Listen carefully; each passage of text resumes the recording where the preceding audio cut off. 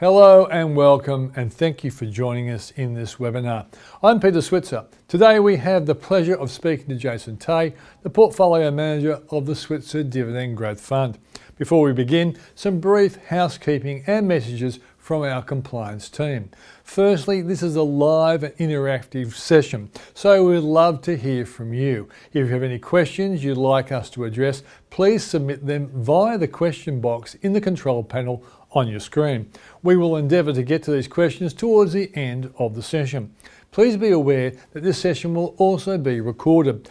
Secondly, this webinar is for educational purposes and of a general nature only. It does not constitute personal advice. It must not be acted upon or relied on. The presentation is not an offer, recommendation, or solicitation. Thanks for joining us, Jason. Thank you for having me. All right, so now you're running Switz, the Switzer Dividend Growth Fund, and your company is Vertium, and you're doing it because you've got a pretty good track record. But tell us about Vertium. Yeah, sure. So Vertium was established in 2017 by myself and a small group of team members. But a bit of background before Vertium, the reason why Vertium exists today is because I have a long track record in running a equity income strategy in this space, and I've done it well for quite a number of years, and that was effectively the genesis for Vertium. I thought I could actually use that strategy and build a business around it. And so 7 years later, and here we are today, and more recently we've picked up two awards from Financial Standard and Money Magazine as being the best equity income fund in the industry. That's a good reason to be running the Switzer Dividend Growth Fund. Now tell us about your investment philosophy. Okay, so look, I know a lot of people talk about value growth, right? But when you look at our style, right, I actually say the market's actually quite efficient. So if you look at share prices over the long term, guess what? They naturally follow earnings, right? So how does an active fund manager add value, right, when share prices typically follow earnings, right? So we add value when we can figure out whether share prices deviate away from those fundamentals, right? When they deviate, that's when we get interested and excited for these opportunities to add value to clients' portfolios. So we call value, for example, if the share price is weaker than the underlying earnings, that's potential value, or maybe the share price is lagging versus a rising earnings profile. So one is a signal to buy, another signal is to sell. When you see those deviations? Yes, absolutely. Yeah. So share price can deviate below the underlying value or underlying earnings, or share prices can race away above. And of course, if it's above, it's an outright sell. All right. So, as I'm already pointing out, you guys are taking over the Switzer Dividend Growth Fund.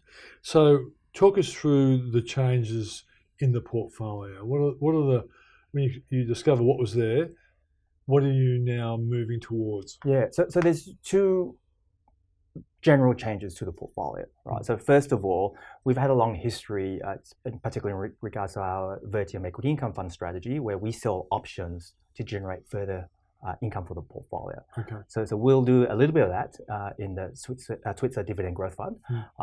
And on top of that, when I look at the portfolio composition, right, we're striking a more even balance in the portfolio. And the reason why I say that is because when most people think about a high income fund, they think, okay, straight away you buy all the Telstras, buy all the high dividend yield stocks straight away. Yeah, the banks, the Telstras. Banks, yeah. The trouble is they don't grow. Yeah. Right, so you end up with an unbalanced portfolio. You get the yield, and of course, if the bank sector does badly for whatever reason, or the yield sector is moving around because of interest rates, I would call that an unbalanced outcome, right? So we're rebalancing the portfolio to where we find better value, right? And because we can sell option income in the portfolio, we don't have to own all the Telstras or all the banks.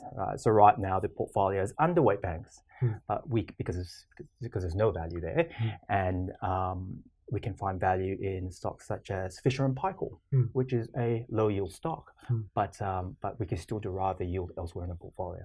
So in a sense, you if need be, you'll pursue growth, but if there's income to be picked up easily, you'll pursue that as well. Definitely, yeah. So that's why that's what the balance. So we think about the balance of there'll be some portion of the portfolio that will anchor, the portfolio in regards to income, and there'll be another portion of the portfolio where we find value, and it's not just buying growth for the sake of growth, but if we can find value, then we'll position there accordingly as well. Okay, talk about those sorts of changes and the likely impact on long-term performance. So when you aim for a more balanced approach, I think the total return profile would improve over time. So like I've sort of mentioned Fisher & Paykel, a company like that has a long history of strong compound returns because guess what? Earnings have grown quite a lot over the last over a couple of decades.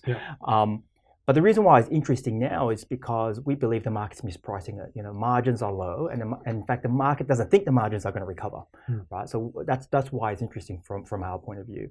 But if Fisher & Paykel actually deliver on that margin recovery and continue to deliver strong underlying growth, and that my mantra, share price to follow earnings. The value creation around that position would be it's the best of both worlds. Best of both worlds, yeah. A question was thrown to me when someone knew I was going to be talking to you. They said, "Well, what's the attitude towards the big miners? The big miners have been fantastic income payers, but 5 years ago, people like you and I would have said, don't buy miners for income, but they have. What's the outlook? What do you think the outlook is for miners and the income they might be paying?" Yeah, so look, the miners, everything hangs on China. Right, so especially iron ore, right? So we have 3 big iron ore players in Australia: BHP, Rio, and Fortescue.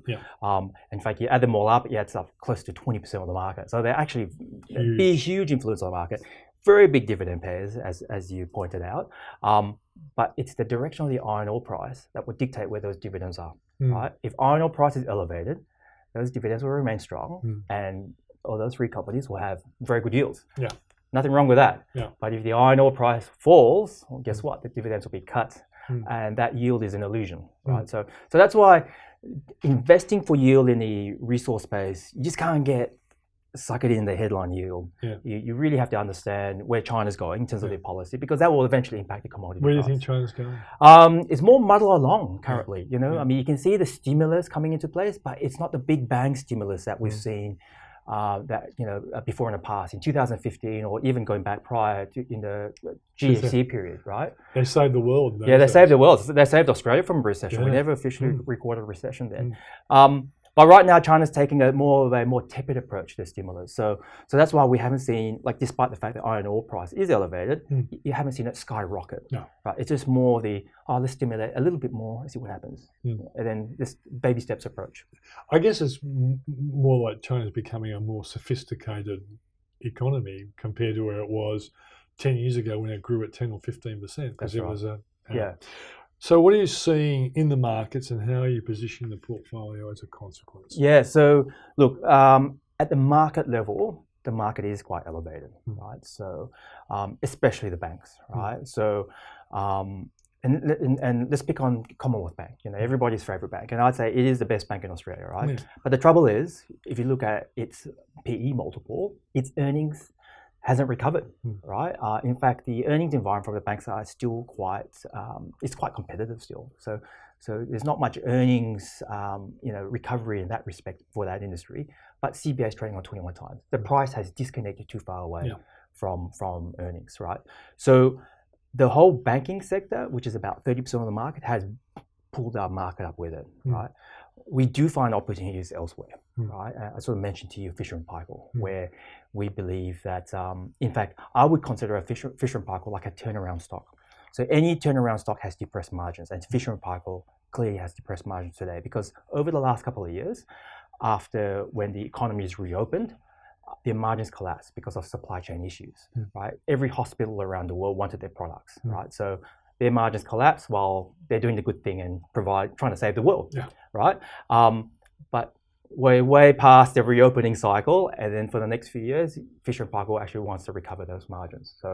So you got situations like that where they got strong top line sales growth from new product launches with a margin recovery story. Okay, so what sectors look compelling at this point in time of cycle? Yeah, good question. So we don't actually look at the sectors per se. So maybe for resources, you can sort of get away with that comment. But within every sector, there's always sort of stock specific. So Fisher and Paykel's a healthcare stock. It's not like we're buying every healthcare company. But even within the tech sector, which has done reasonably well, we actually still find value in that space. So one particular stock is called Block. So Block used to be called Square, and they acquired Afterpay, which is why it's still listed here in Australia because of that acquisition. Now, typically in the tech space, everybody talks about price to sales ratio because people don't talk PEs, right? Because earnings are so low compared to the price. So it's price to sales or enterprise value to EBITDA ratios. But you don't have to do that with Block. The share price is so low, it has a PE. It has a normal PE, 21 times PE, right? For a company not bad for a tech company. Yeah, not bad for a tech company, right? That's the same multiple as a Commonwealth Bank, right? So with hardly any growth. So Block is expected to grow its earnings about 30%, right? And the reason why it's interesting is that because the last couple of years with the rise in rates, a lot of tech companies have changed their business models a little bit. Rather than grow at any price, right, with irrespective of what the profit is, Block has adopted a profitability rule, right, and hence that's why its earnings is so low. And also they would borrow money because they're in the money fintech sector. Fintech, and of course the people are using the Afterpay type services, and that money is required. As interest rates fall, that's going to be a good help to their bottom line as well. Yeah, potentially. Yeah. Okay, so you covered tech. Is there any other? What I find also interesting is that we know the Magnificent Seven have driven the US stock market up. There's a lot of other companies that are really good companies that need to play catch up, which will be beneficiaries of lower interest rates in the future as well. Yeah. And there's the same thing apply in Australia, that there are those companies that in a sense have been smashed over the last 2 years. They're really good companies, but they fall in the tech space, they fall in the growth space, or they've got borrowed funds with interest rates rising. Yeah, so like you look, obviously there's a lot of company-specific type implications from what you just described. So we just talked about Block. Potentially, they could have a decent run in terms of earnings when things sort of normalize. But I guess in the other space, when I think about the stock-specific nature of how we try to cherry pick the market, I sort of don't look at the thematics per se. It's really like the specifics for that company. Yes, has the earnings deviated too much away from the earnings? Has the price deviated too much away from the earnings? And what would drive the earnings in the future? So for Fisher and Paykel, we're very clear that those margins will likely recover quite strongly, right? And when that happens, share prices will follow earnings. Okay. So what do you look for when you go for a company that you want to invest in? You've kind of implied it already. Yes. But the question, I guess to make it precise, what do you look for? Yeah. So typically it'll be, like most managers will say, we want strong balance sheets, good market position, stable earnings, and so forth, right? So, we're not that different when we're looking for high quality companies like that, right? But these are known factors. Every active manager is looking for these type of companies. The $1 million question is whether the market has priced its future earnings trajectories properly or not, right? So and that's your competitive advantage. That's a competitive advantage in terms of understanding how it's priced today versus that future earnings trajectory. And I presume that's your intellectual property, which explains why you've done well in terms of awards in recent years. Yes. I know you're not showing off. The bottom line, the objective information is there. You've won those awards. So what do you think is the most compelling reason to invest in Australian equities with a manager like you guys? Okay, so we talked about income earlier, right? But there is another element in terms of how we manage the strategy.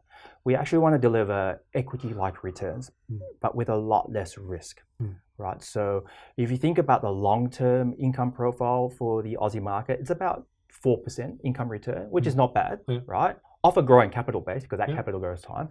So if you like that Aussie equities exposure, well, we deliver a superior income above that long-term number of 4%, right? But then if you're a bit afraid of share market volatility, well, we can take the sting out from that equity market exposure by giving you a more smoother ride through time and a more consistent income that's superior from the market. Are you saying that the good level of income delivery from your approach cushions the blow when the market's negative and adds to it when the market is really doing well? A little bit. It comes from extra income coming from the options market. That will certainly help. But in terms of controlling the risk profile, it really comes down to the stock picking part of the process. How can investors access the Switzer Dividend Growth Fund? That's a pretty straightforward question. The Switzer Dividend Growth Fund is listed. There's a listed ETF. The stock code is SWTZ, and anyone can buy through either themselves on market or through their brokers because it's. Okay, I'll ask the questions, but is there anything else you think you'd like to tell someone who might be watching this now and still wondering whether they would like to support you and invest with you? Is there anything else you'd like to say to them? Look, I'd say, at the end of the day, we want to provide, a more consistent return profile for clients, right? So the strategy is targeted towards more conservative investors, retirees, and obviously potentially pre-retirees as well. It's all about preserving that nest egg, right? And growing that capital base prudently and smoothly through time. So equity-like returns with an insurance-like policy against market volatility is something that we like to be proud of. Great stuff. Well, I kept my fingers crossed that your great performance in the past continues in the future. Thanks for joining us. And every one of you who have joined us today. If you asked a question that we didn't get to, then a member of our team will follow up directly after this session. If you have any questions about the fund, please contact us by calling 1300 052 054 or emailing us at invest@associateglobal.com.